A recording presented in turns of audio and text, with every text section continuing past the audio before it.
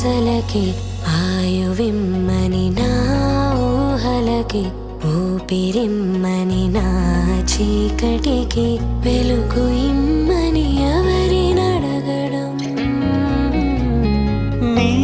కంటపడే వీలు లేదని నీ వెంట వచ్చే దారి లేదని నా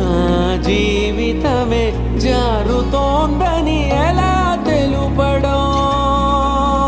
ఒక్క పూట ఉండలేకపోయాను